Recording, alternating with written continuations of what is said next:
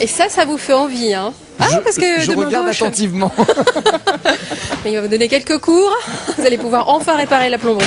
C'est pas vraiment un bricoleur, c'est un bricoleur poétique. C'est ça? On peut dire ça comme ça? Alors c'est mieux avec le micro. Voilà, j'ai oublié le micro. Est-ce qu'on peut parler de ça? Bonjour Nicolas Savoie, parce que je vous ai Bonjour, même pas Caroline. présenté. Vous êtes artiste plasticien, mais effectivement, il a parlé de bricolage, c'était pas faux.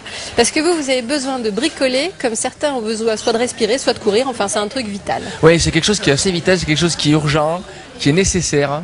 J'en ai vraiment besoin, parce que sinon ça va pas bien.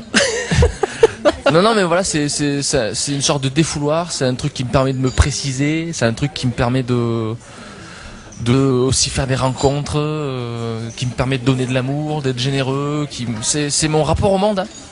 C'est avec ça que j'ai grandi. Alors, il faut préciser, parce qu'on l'a pas dit, on a parlé que de bricolage, on a l'impression que vous allez faire que de la plomberie, mais non, c'est pas totalement ça. Non. Vous faites des sculptures, du décor, vous êtes artiste plasticien, donc vous créez des machines absolument incroyables et phénoménales, à partir de rien, de petites choses que vous allez trouver un peu partout. Mais comment est-ce que vous en êtes venu à trouver que le bricolage, le bricolage artistique était votre voie? On vous voit là, justement. Tiens, vous êtes dans votre atelier, regardez. Oui, ça c'est dans mon atelier. Et comment j'en suis venu à ça? Bah oui. Depuis tout petit, je bricole, hein, parce que déjà j'étais fils unique, et fils unique t'as pas de frère, hein, Non, ni on de s'ennuie sœur. beaucoup. Alors j'avais plein de copains, mais quand j'étais chez moi, il fallait que ça sorte, il fallait que je joue, et du coup je me suis inventé plein de machines chez moi, déjà plein de trucs à travers le balcon. Le fait que j'habite au 3e étage, ça m'a donné aussi beaucoup de m'envie de m'envoler. Voilà, et j'avais aussi un disque de Peter Pan. Alors Peter Pan, ça a vachement guidé plein de trucs en moi, Peter Pan. Oui. Alors, on en parle de Peter Pan, là vous avez quand même inventé une espèce de machine. Alors on a vu le vélo qui tournait tout seul, et ça, il s'agit de quoi? Alors ça, il s'agit d'une réplique du tracteur volant. Oui. Alors ce tracteur volant, c'est une réplique que nous avons fabriquée avec une vingtaine de collègues. Nous faisons partie du comité de recherche du tracteur volant. C'est une histoire que vous le avez inventée. CRTV. Ah non, pas du tout. Non, pas du tout.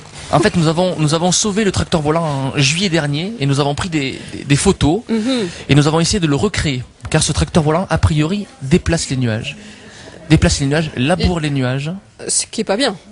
Si, c'est bien. Parce que bon. nous pensons en fait que ce tracteur volant était fabriqué par un agriculteur qui a cherché le moyen de pouvoir faire pleuvoir sur son... Tout le monde y réfléchit, personne n'a trouvé la solution, mais peut-être qu'elle est ici alors. Mais peut-être. Voilà. Et du coup, actuellement, nous avons reconstitué ce tracteur volant que nous avons observé dans le village de Blanyac. Nous avons été aidés par les habitants de Blanyac à retrouver ce tracteur volant qui s'est échoué dans une montagne voisine. Nous avons même fait une battue avec les habitants. Avec ses habitants. Et donc toute l'équipe, là nous sommes une équipe de techniciens, comment ça s'appelle, techniciens scientifiques, météorologues. Moi je me suis formé à la météorologie sur le tas. Oui, je comprends. À l'observation des nuages. Et donc actuellement nous recherchons comment ce tracteur volant peut voler. Parce que pour l'instant nous avons une très belle réplique, mais il ne vole pas.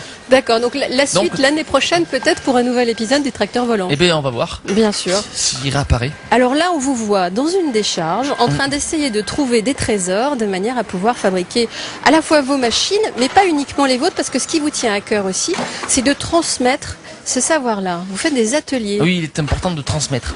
Parce que le fait de transmettre, ça permet aussi de mieux comprendre où on en est.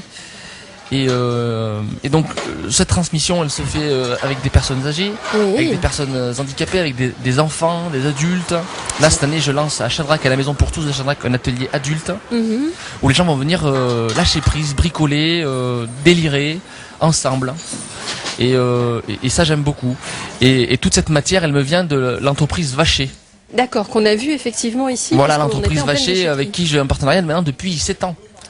Donc vachement agréable, et donc le président de cette entreprise, le directeur, est sensible à ma démarche, et donc c'est une sorte de mécénat qui fait depuis maintenant 7 ans, et qui me permet d'aller chercher des objets chez lui, que je puisse trifouiller dans cette énorme masse d'objets. Moi j'ai l'impression d'être chasseur de trésors là-dedans, et donc ça déjà c'est bien. Et je pense qu'on va vous suivre avec beaucoup d'intérêt, Nicolas, parce que je suis obligé de vous couper, parce que sinon on resterait avec vous pendant une demi-heure. En tout cas, moi je conseille vivement d'aller voir votre univers sur votre site internet, et puis d'essayer de vous trouver, parce que on ne peut pas échapper à vos machines. Autour du Puy-en-Velay, je pense que tous les festivals ont pu utiliser, on peut les voir. Il y en a quelques-uns. Voilà, mais ça va durer parce que vous êtes tout jeune, vous avez 27 ans. Alors On bon. verra.